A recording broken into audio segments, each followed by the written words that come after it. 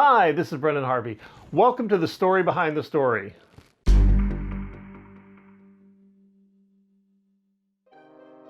This is part 2 of my 4-part series where I discuss writing my award-winning story, The Truth from a Lie of Convenience. If you missed the first part, you can click on the link above to go to part 1. In The Truth from a Lie of Convenience, a washed-up reporter is sent to the moon to cover the 5th anniversary of the tragic bombing of a habitat in Luna City.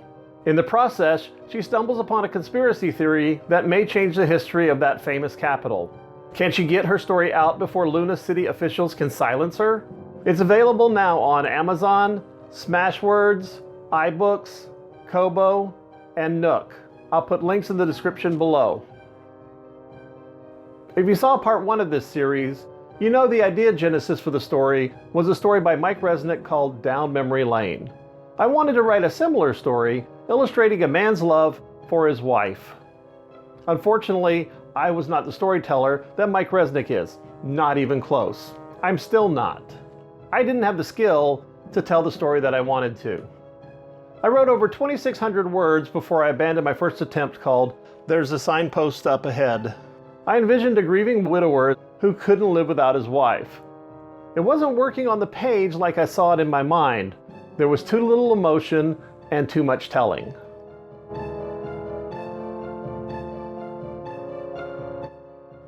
I added a new character, Marianne Summers.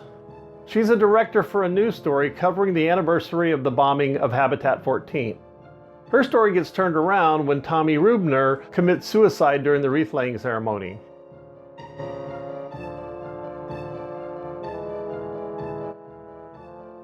There's now a control room from where the media broadcasts the ceremony. It helped a lot with world building since I no longer had a barren moonscape, ruins, and a commemorative placard.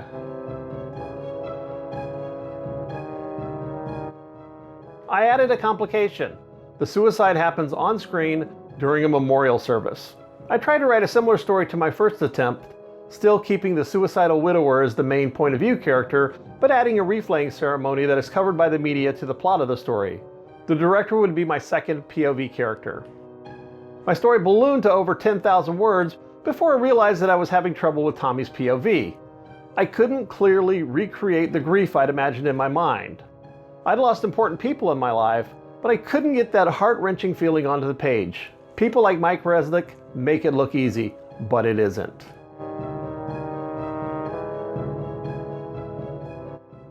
So I added more characters. The third character was Susan Rubner. She's Tommy's dead wife. Finally, Gerald Hale, the captain of Luna City Security. He's the main antagonist who tries to keep Luna City's secrets.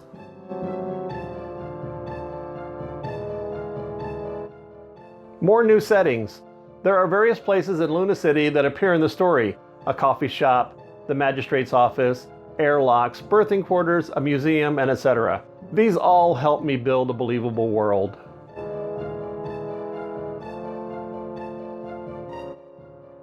On my third attempt, I finally hit upon a plot idea that worked, one that I could write. The suicidal husband would still be there, but he would be the inciting incident that unveils a conspiracy theory disregarded by most sane people. My director was now a washed-up reporter sent from Earth to cover the boring ceremony that happens every year. This is its 5th year, but hardly anyone watched.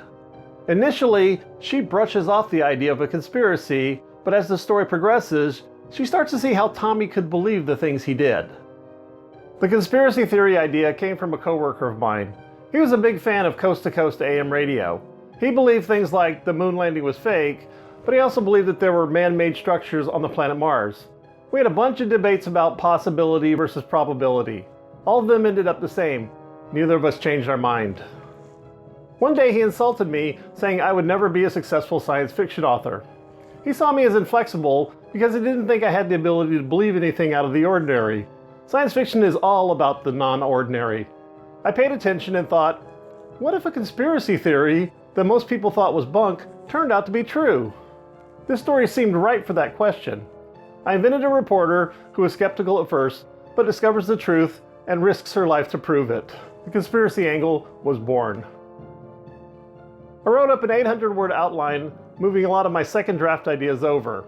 I finally found a story that I could write. I finished my first draft work in October 2009.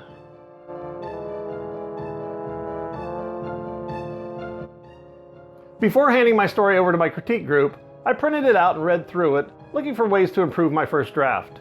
I find that reading black words on white paper is more conducive to finding errors than reading text on a computer screen. I recommend you try it and see if it works for you. You can also change the font face or the font size to make your story appear different from your day-to-day writing view. It also helps to catch grammatical errors, repeated words, and other annoyances you tend to skip over when reading in manuscript view. I also read this story aloud, both forward and backwards. Forward reading helps me concentrate on the flow of my story. Backward reading, one sentence at a time, helps me concentrate on sentence rhythm and structure. Based on my reviews, I made my edits. The manuscript clocked in at 13,050 words. And that's this part of the story behind the story of The Truth from a Lie of Convenience. Thanks for watching. I hope you found it informative and interesting. If you did, please like, share, and subscribe to this channel using the YouTube buttons below. I publish a new video every Wednesday.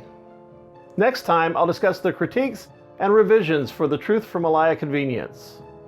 If you're interested in reading my award-winning story, The Truth from a Lie of Convenience, you have two options. The Writers of the Future Volume XXVII anthology. It's available in paperback or ebook everywhere books are sold. Or the ebook of the standalone version is available on Amazon, Smashwords, iBooks, Kobo, and Nook. I'll include the links in the description below.